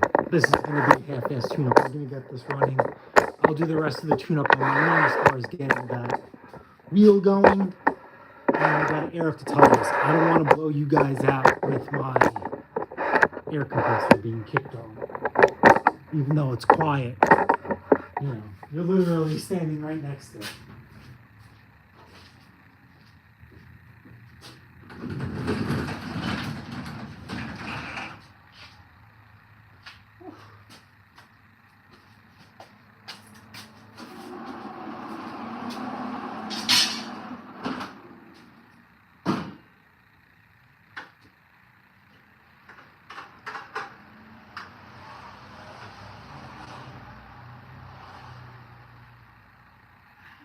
Some fuel in here.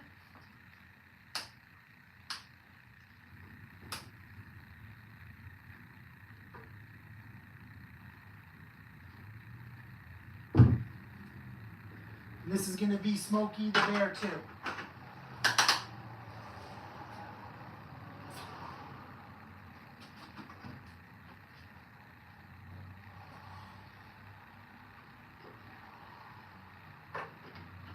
Let's go put that key in.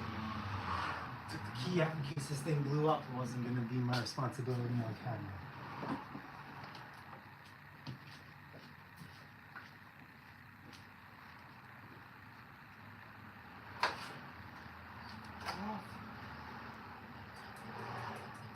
On for a good time. Choke. Armhole.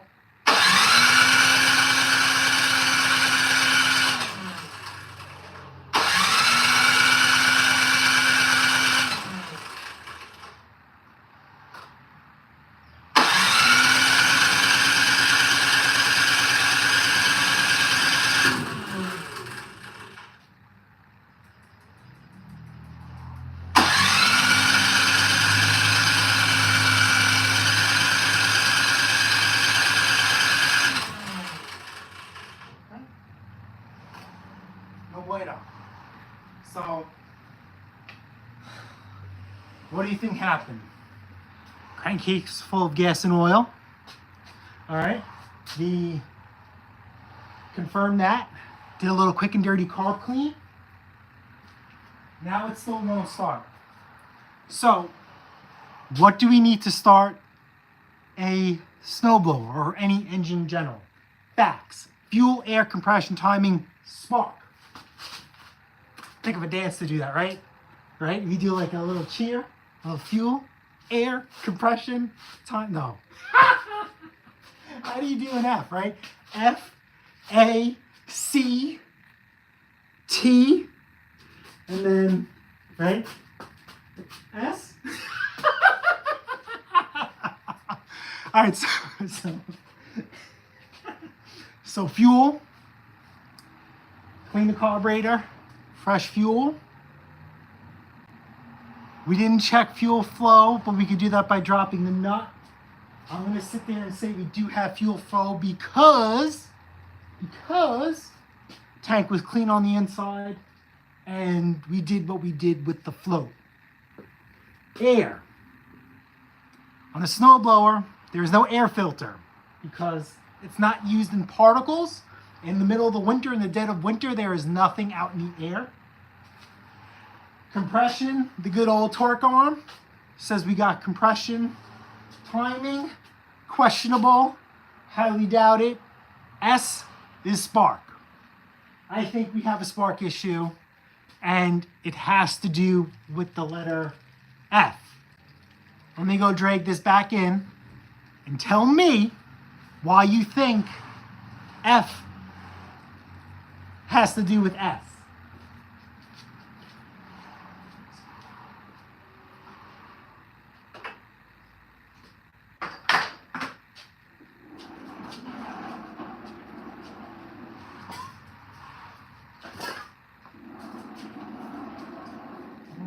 Yeah, we can't turn you guys. We'll turn you guys to the side. That's all you're going to get out of me. So, fuel leaked through the carburetor and went into the motor, which overfilled the oil. So that means unburned fuel passed through the combustion chamber. And what is in the combustion chamber? Your spark plug. So it is possible that fuel and oil, a mixture, is around the electrode of the spark plug and it's not letting it spark. Now,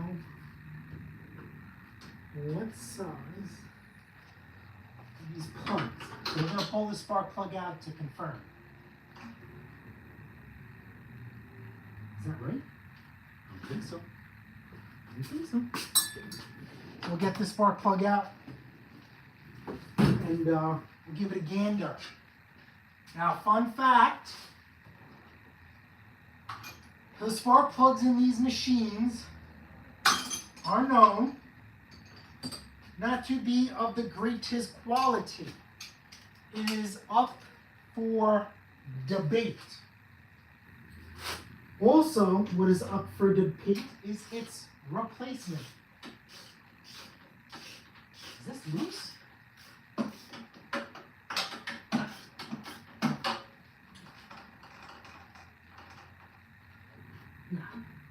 Spark plugs in these are the Toro spark plugs. They're a Chinese copy of a Champion or an MGK. And even though they are new or look good, they fail. We have also seen here live on the channel a brand new OEM NGK spark plug fail. We have also seen brand new that was on the Mrs. video with skid shoes. And then I did a video in the middle of working on a compressor. I'm sorry, a pressure washer. The spark plug porcelain cracked and was actually causing a loss of compression. Once I swapped it out for a brand new Champion plug, this thing fired right away. So take that, put that in your pipe and smoke it. So let's undo the spark plug and let's see what it looks like. Oh, it's one of those Japanese lamprey flies. I gotta kill this thing. All right, survey says.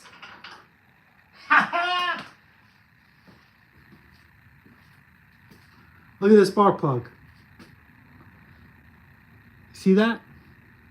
That is black and it is covered. Hold on, let me get a pick.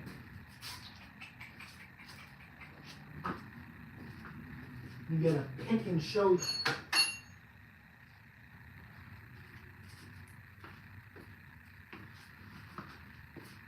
You ready?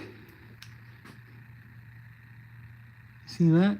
You see how it's here? It's see the electrode. See how it's white and then it's black.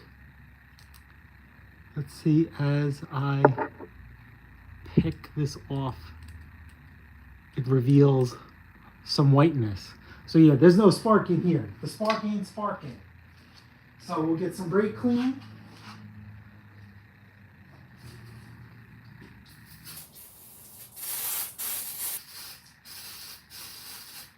Give it a good clean.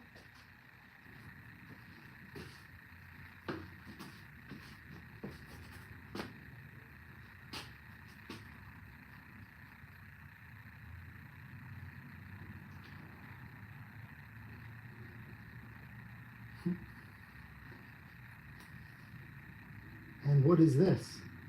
Oh, this is an NGK plug in here. So someone was in here already. Could it be him? Can this brand new plug be screwed up already? This is a brand new plug. Tito.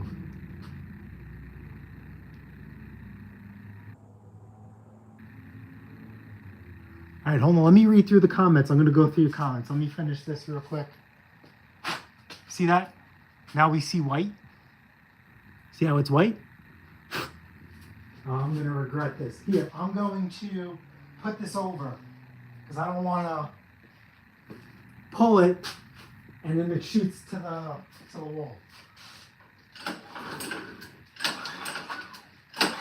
This is just blowing all the crap out in the cylinder. If there's anything left in the cylinder.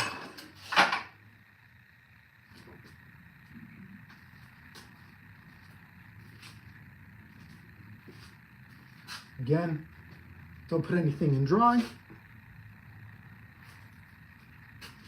The anti-seize would be optimal, but I'm just going to throw in grease because that's what we got right here.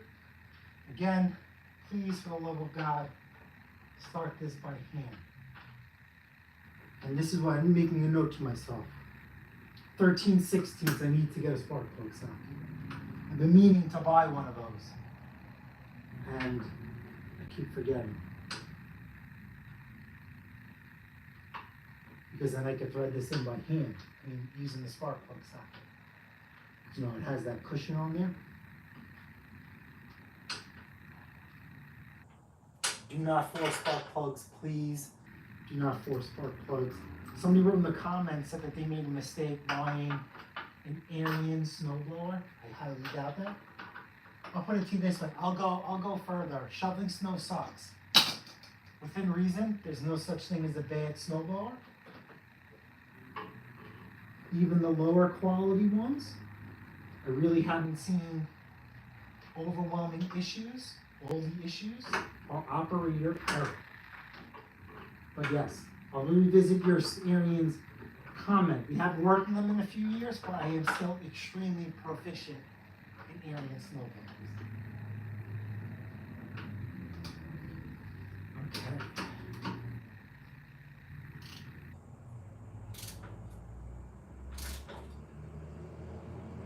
Nice and snug.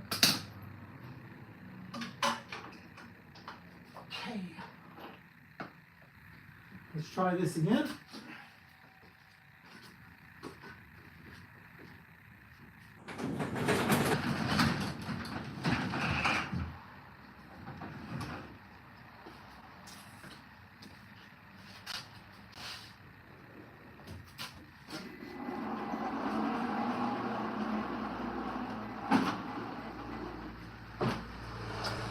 Pull stars for suckers. I'm not pull starting it.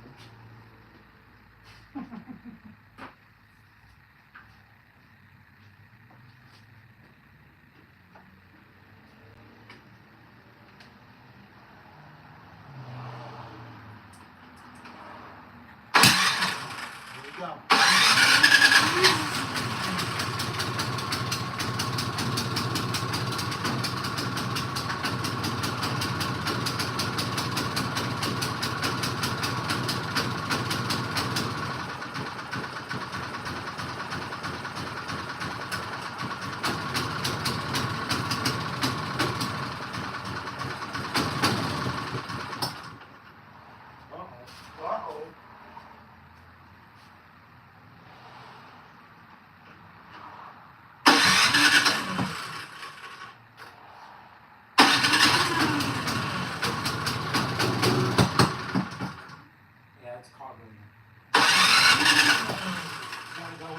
You gotta go a little bit deeper into the car.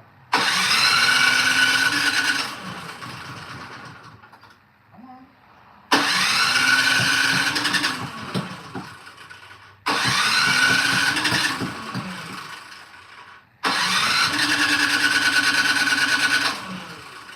Come on, Sally. Or did the spark plug get fouled up again? We'll see.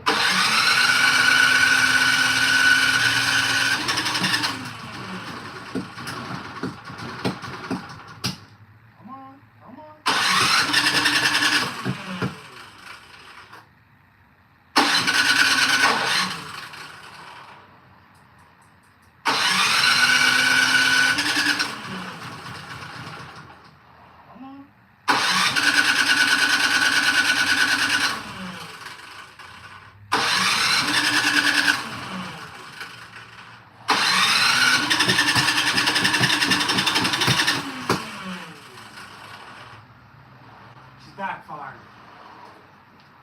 Alright, I have to pull that spark plug one more time. Let me read through the comments. Hold on. All right.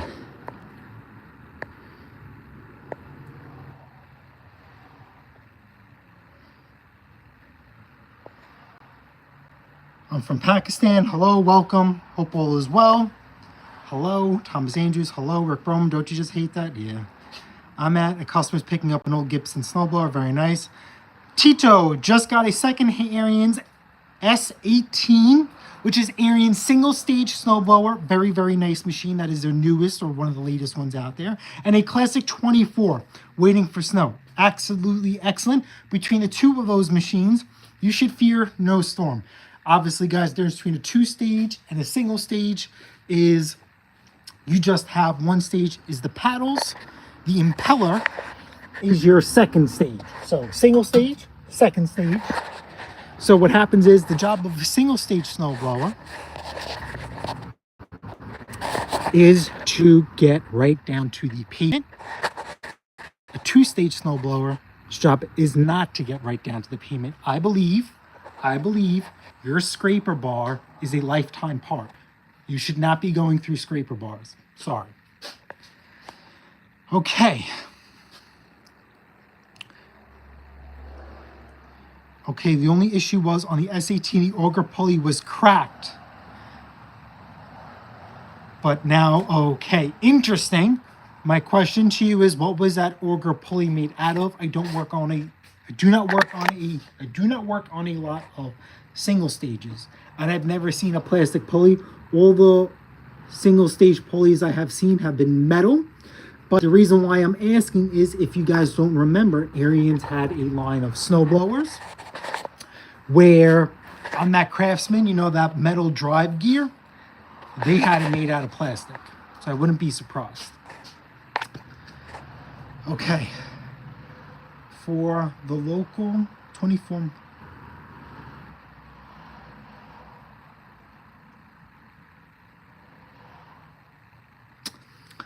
Okay, so throttle to me doesn't mean anything to me. Listen, nobody is blowing snow at half throttle, quarter throttle. You're blowing snow at full rip. If you want to quiet the engine down, you take off the choke. It's very, very simple. When you start a machine, you should be warming it up. So when you start the machine, start off choke and slowly work its way up gradually to full choke, full tilt, full run. You're good to go. He is making an anthill out of a mountain. Then the next thing he says, the drive part is made of plastic. Okay, so exactly. So that gear is potentially made out of plastic. Okay, I have not seen a classic 24 with a plastic drive gear. I have seen an older 624, 724 with the plastic drive gear, and if you order the replacement part, it now comes in metal. Again, making an anthill out of a mountain. Don't do burnouts on your snowblower. You're gonna be just fine. Mr. Know-it-all, just the facts. Ma'am, absolutely correct. All right, guys, it's been an hour and 27. I think that's what, 2 hours, right? 60, 120. That's a little bit over 2 hours. All right, we worked on a lot of machines. We only have one left, which is a tune-up. Obviously, this Craftsman, we're gonna have to finish the tune-up on this. Tires are flat. The reason why that thing is huffing and puffing, I guarantee I didn't get everything out of the spark plug, and it's back up in there. So, appreciate you guys for the birthday log, hanging out, whatever. And I'll catch you guys on the next one. Later. How do we end this thing? It's been a while. Oh, you know what? Don't forget to smash the like button, smash the subscribe button. And if you guys like stuff like this, just like quick triage or just going through machines, let me know. We could do more stuff like this. It's just the way today worked out. Later.